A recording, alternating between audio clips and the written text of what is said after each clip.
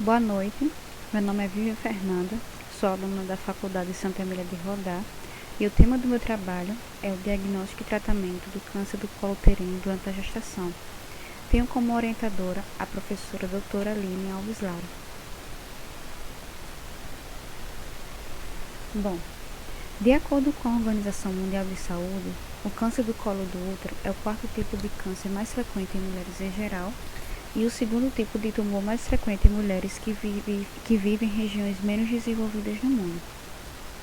Em 2018, foram diagnosticados 570 mil novos casos e 311 mil mulheres morreram pela doença, sendo que mais de 85% dessas mortes ocorreram em países de baixa e de média renda.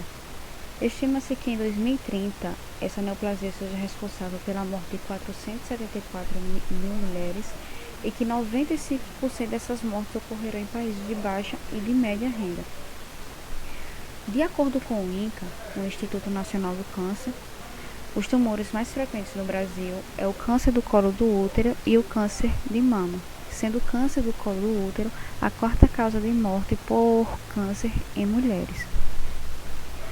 Os países em desenvolvimento apresentam uma alta taxa de prevalência e de mortalidade pelo câncer do colo do útero, que também é atribuído a questões socioeconômicas e culturais, que interferem no acesso às ações de prevenção e diagnóstico precoce, assim como as condições sob as quais essas ações são realizadas.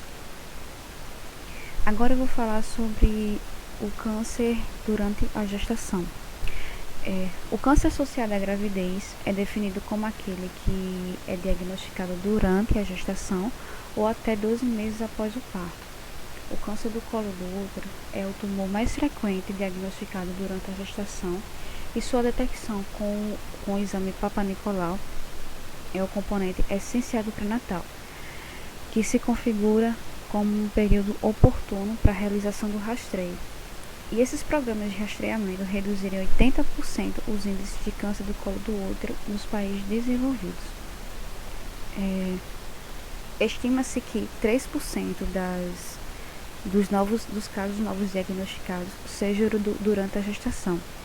As estimativas brasileiras para o câncer do colo do útero ainda são altas, e a disponibilidade de métodos contraceptivos e a ativa participação da mulher no mercado de trabalho levará a um aumento na incidência para o início de reprodução, e com isso observou um aumento na incidência dos cânceres diagnosticados na gravidez. A maioria das gestações ocorre entre os 18 e 35 anos de idade e corresponde à faixa mais comum para o surgimento de neoplasias cervicais, pois é nesse período que as mulheres estão mais expostas a fatores de risco, como o vírus HPV, multiparidade, vários parceiros sexuais e sem o uso de preservativos. A incidência de neoplasias intraepiteliais cervicais acomete até 5% das gestações, sendo que a maioria das lesões é de baixo grau e as lesões de alto grau são encontradas em 1% das gestantes. Justificativa. O tema do meu trabalho foi escolhido por consistir uma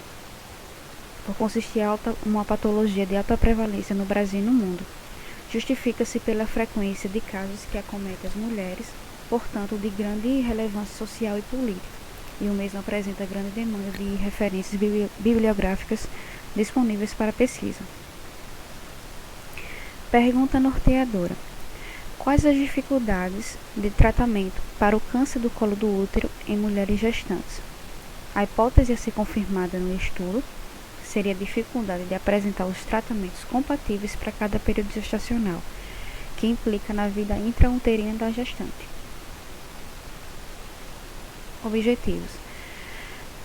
Objetivos gerais, que é identificar as dificuldades de diagnóstico e descrever os tratamentos existentes para gestantes com câncer do colo uterino. Objetivos específicos: apresentar os tratamentos compatíveis a cada período gestacional, destacar a importância do diagnóstico precoce a fim de prevenir o câncer do colo uterino enfatizar a letalidade do câncer do colo do útero e realizar revisão de literatura com embasamentos teóricos sobre o câncer uterino na gestação. A minha metodologia trata-se de um estudo descritivo com abordagem quantitativa, constituído principalmente de livros e artigos científicos, os quais abordam a temática em destaque. Foi efetuado também um levantamento bibliográfico em sites eletrônicos, como Cielo, PubMed e Lilacs. Os critérios de inclusão foram artigos científicos traduzidos em português e que abordam assuntos sobre o câncer do colo do útero, conceito, aspectos epidemiológicos, diagnóstico e tratamento. E os critérios de inclusão foram os artigos foram os artigos que abordavam o tema câncer ginecológico em não grávidas. Bom, meu próximo tópico é resultados e discussões. O diagnóstico do câncer do colo uterino em mulheres gestantes é o mesmo que da mulheres não gestantes. É baseado em achados clínicos, testes citológicos, colposcopia, exame de biópsia dirigida e de imagem. O exame que ajuda na detecção do câncer do colo do útero em gestante também é o mesmo de não gestantes, o Papa Nicolau. Ele não traz nenhum risco para o bebê e deve fazer parte do cuidado pré-natal. Uma maneira de examinar as células coletadas do colo do útero. O objetivo principal do Papa Nicolau é detectar o câncer do colo do útero em estágio precoce ou anormalidades nas células que podem estar associadas ao desenvolvimento desse tipo de tumor. Já nas primeiras consultas do pré-natal, esse exame deve ser realizado, sendo uma ótima oportunidade para detecções de lesões precoces do câncer do colo do útero. A efetividade da detecção precoce do câncer do colo do útero por meio do exame Papa Nicolau associado ao tratamento intraepitelial pode reduzir em 90% a incidência desse tipo de câncer, impactando na diminuição das taxas de mortalidade. Esse exame ginecológico possibilita a detecção precoce de células anormais precursoras do câncer, sendo um dos métodos mais eficientes no diagnóstico dessa patologia, e deve ser realizado por todas as mulheres com vida sexual ativa, incluindo as gestantes. Assim, a gravidez representa uma excelente oportunidade para a prevenção do câncer do colo uterino, já que faz parte do seu cuidado pré-natal, que é preconizada pela OMS, a Organização Mundial de Saúde, e pelo Ministério da Saúde do Brasil.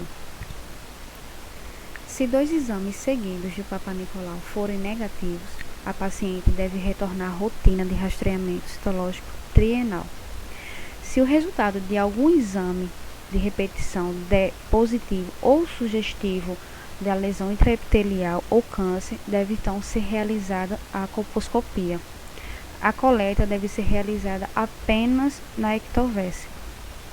Esses cuidados são enfatizados, pois a atenção do pré-natal pode ser o único contato que a mulher gestante em idade reprodutiva tem com o serviço de saúde. Após o diagnóstico do câncer do colo do útero, a grávida deve ser encaminhada para um centro especializado e acompanhada por uma equipe multidisciplinar, onde será definida uma abordagem oncológica de modo individualizado, mas mantendo o cuidado da mãe e diminuindo qualquer risco para o bebê, mas também sem negligenciar a possibilidade da cura. A paciente deve ser informada acerca das opções de orientação e dos potenciais riscos e benefícios maternos e fetais associados a cada um delas, e sempre sendo incluída na tomada de decisão, que muitas vezes é influenciada por questões éticas, culturais e religiosas. Aqui nesse slide nós podemos ver uma ilustração de como é feito o exame Papa Nicolau. A colposcopia O objetivo da realização da colposcopia durante a gravidez é excluir qualquer malignidade. Ela inclui o exame de todo o trato genital inferior. Porém, ela difere da mulher não grávida em vários aspectos, porque a aparência do colo do útero da mulher grávida sofre várias mudanças ao longo da gestação. À medida que a idade aumenta, também a dificuldade técnica na execução adequada do procedimento aumenta. As indicações para a realização colposcópica são semelhantes na mulher grávida e da não grávida. As alterações hormonais tornam o colo do útero hipertrófico e hiperplásico, o que resulta numa eversão epitélio-colunar. Esse acontecimento torna a avaliação colposcópica facilitada pela melhor exposição da zona escamo-colunar e da zona de transformação. Nesse slide, nós também temos uma ilustração de como é feito o exame colposcópico.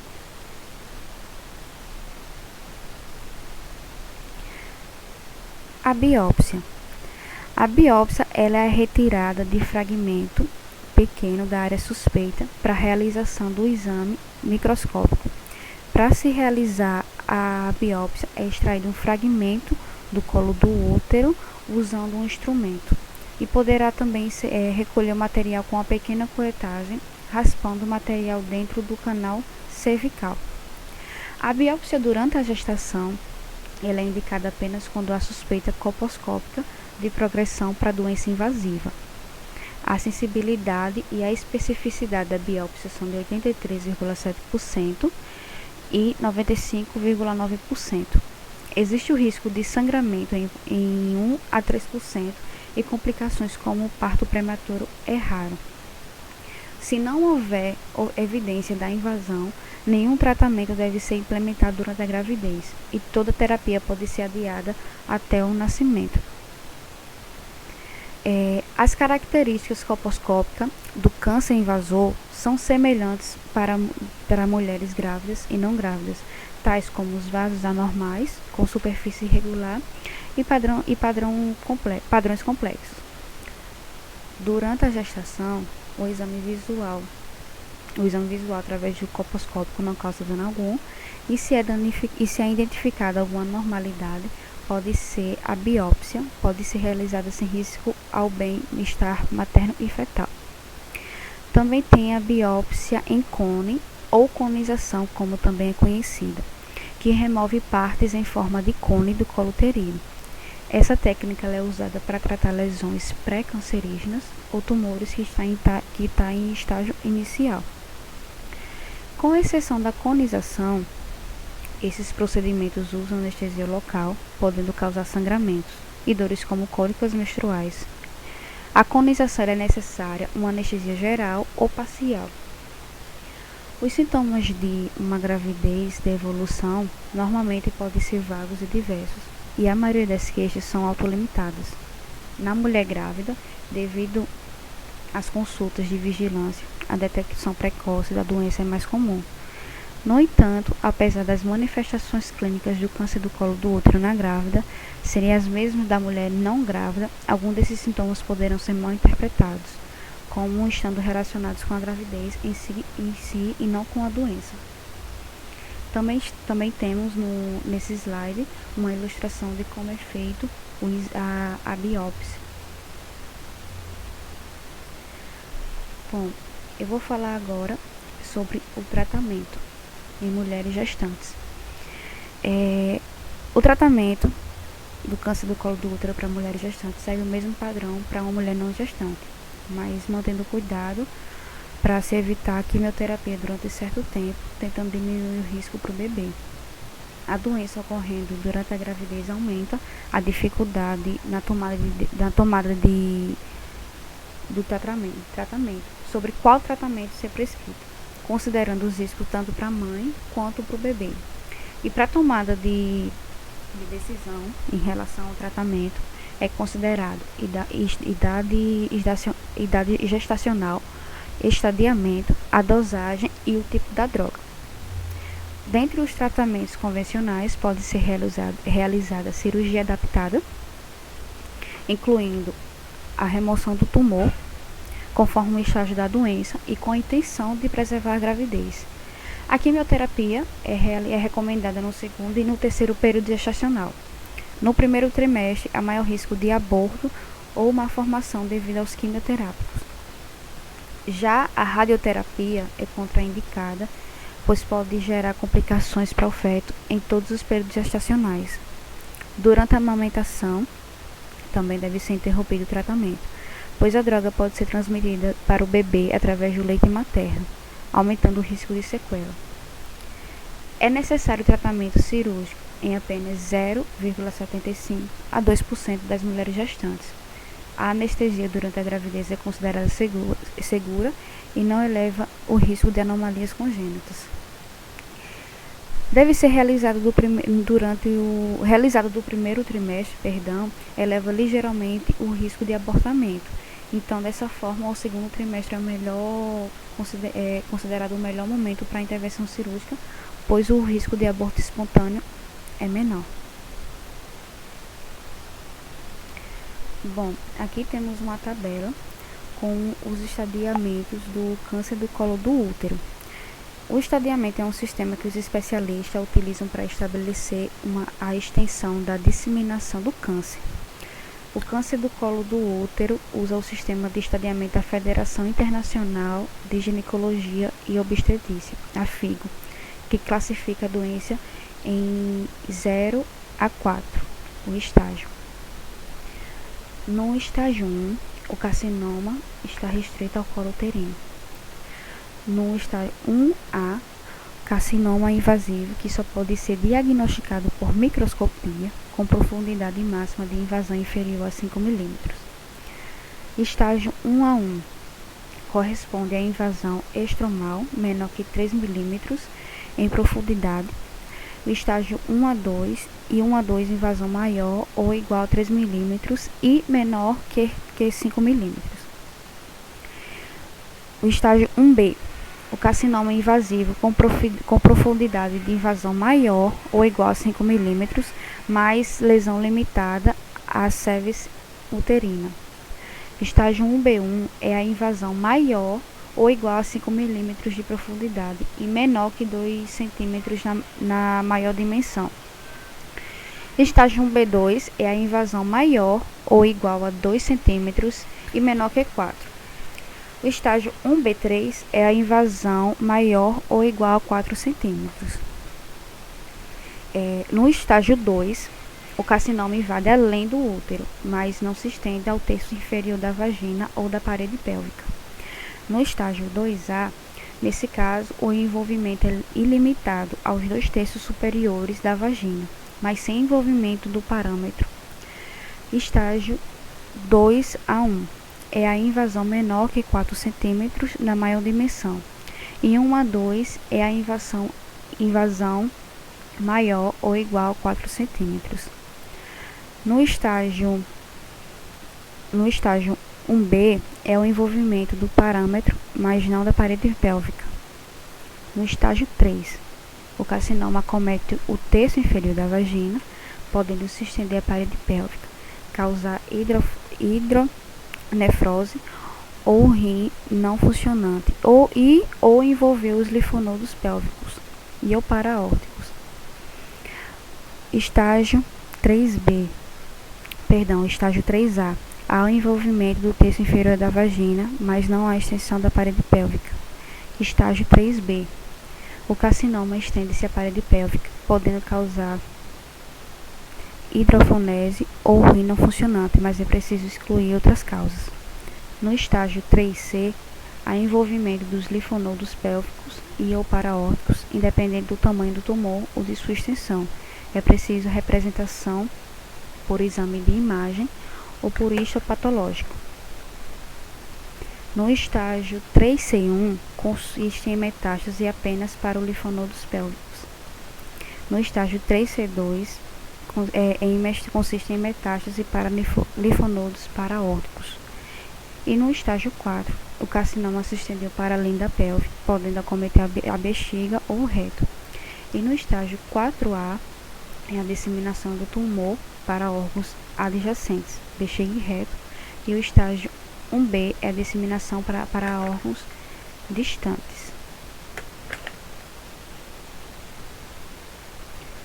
Bom, meu próximo tópico é sobre o tratamento cirúrgico. Em relação ao tratamento cirúrgico, são necessárias algumas precauções devido à supressão da imunidade humoral durante a gravidez, expondo a paciente ao maior risco de infecção pós-operatória.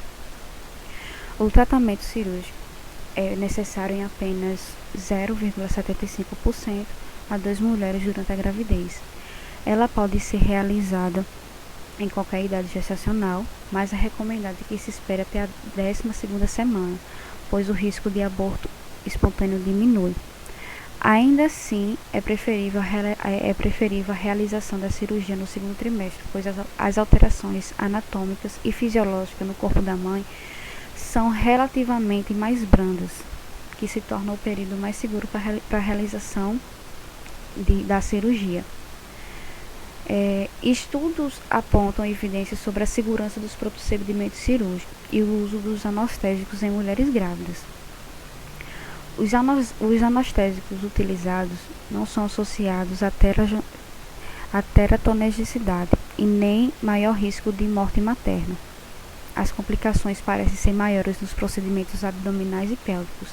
No entanto, é preciso evitar o uso de drogas, antibióticos e tetraciclina e controlar a circulação materna e fetal e a respiração intraoperatória.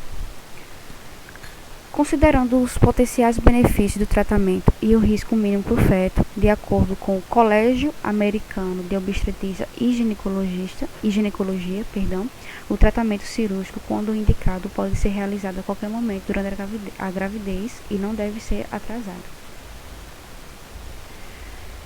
A quimioterapia. O tratamento quimioterápico do câncer do colo do útero para gestantes também segue os mesmos padrões para uma mulher não gestante, mas se tem o cuidado de evitar durante certo período, tentando diminuir os riscos para o feto e para a mãe. O impacto da quimioterapia durante a gestação vai depende da idade gestacional e do agente a ser administrado. Tudo ocorre quando os quimioterápicos são administrados da data da concepção até aproximadamente 10 dias. Desse período até 8 semanas, a quimioterapia aumenta o risco de malformações maiores, abortamento e morte fetal. Os aquilantes, como ciclofosfamida, assim como metroteraxo, estão associados aos maiores riscos e a maiores taxas de malformações quando administrados no primeiro bimestre. Ao considerar o risco de infecções de sangramento excessivo, a quimioterapia deve ser interrompida entre 3 e 4 semanas antes da data planejada para o parto. Existe também o risco durante o parto e a amamentação, então é necessário que a quimioterapia seja suspensa entre a 3ª e a 4ª semana antes do parto, que pode causar neutropenia febril e trombocitopenia materno-fetal.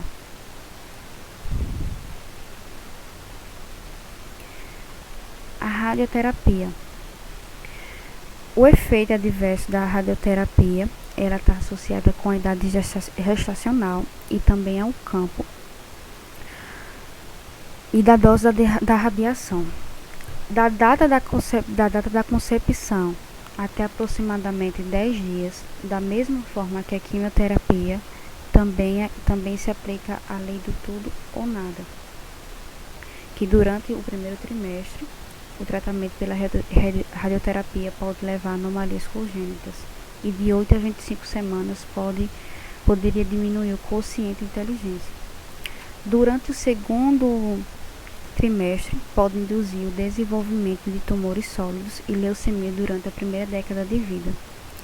A irradiação para a pelve pode ocasionar perda fetal, Dessa forma, quando o tratamento radioterápico não pode ser postergado, deve ser considerado tratamentos alternativos, como a quimioterapia neoadjuvante ou a que for mais viável entre a indução do abortamento e da maturação fetal, seguida da interrupção da gravidez.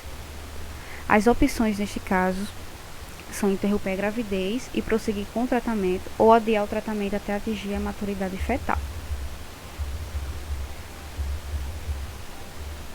A quimioterapia neoadjuvante também é outro método de tratamento. É a mais recente opção a oferecer no câncer do colo do útero, localmente avançado ou de alto risco. O objetivo da quimioterapia neoadjuvante é estabilizar o tumor, reduzir o tamanho e impedir a sua disseminação, que também facilita no tratamento cirúrgico no pós-parto, simultaneamente permitindo a manutenção da gravidez até a maturidade fetal. Parece mesmo garantir um prognóstico materno mais favorável do que uma atitude meramente expectante. Ela se baseia em regimes com cisplatina, carboplatina e podendo associar a plaxitacel. A terapêutica combinada potencia a resposta humoral. Ela é recomendada a administração do esquema a cada 3 semanas.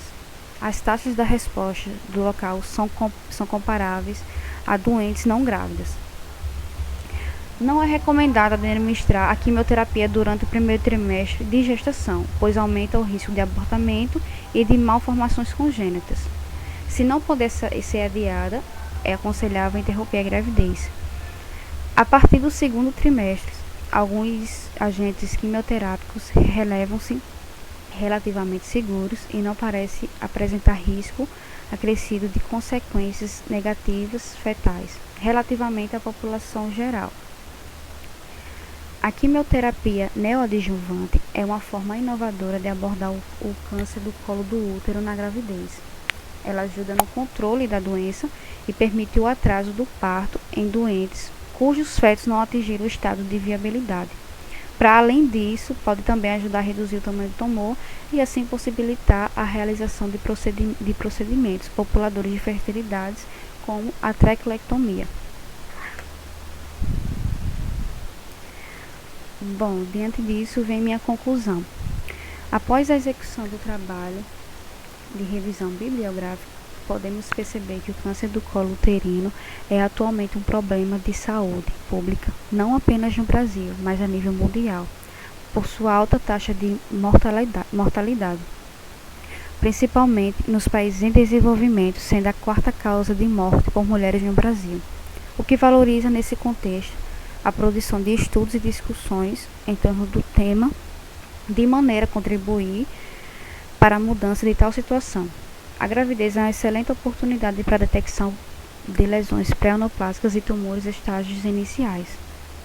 No Brasil, o Ministério de Saúde preconiza o método citopatológico, que é o Papa Nicolau, para o rastreamento da doença, que deve ser um método de rotina realizado de 3 em 3 anos.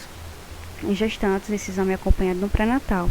E o pré-natal é uma estratégia importante de cuidados preventivos, visto que gestantes realizam pré-natal apresentam menores riscos de serem acometidas por doença, sendo um dos métodos mais eficientes no diagnóstico dessa patologia, que deve ser realizado por todas as mulheres com vida sexual em atividade.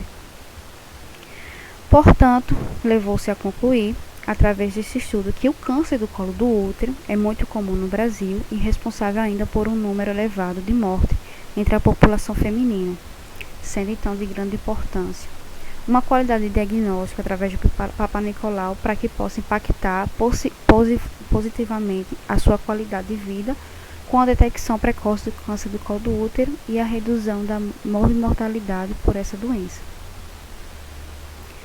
Bom, os agradecimentos. A esse trabalho eu dedico primeiro a Deus e pela minha vida e por ajudar a ultrapassar todos os obstáculos encontrados ao longo do curso. Aos meus pais, pois sem eles não teria chegado até aqui, e a toda a minha família que me incentivaram nos momentos difíceis e compreenderam minha ausência enquanto eu me dedicava à realização desse trabalho. A minha tia, Naira Jéssica, que me ajudou com esse trabalho, me dando ideias e sugestões. Principalmente a minha orientadora, doutora Aline Alves Lara, pelo suporte e por estar sempre presente durante o trabalho, pelas suas correções e incentivos.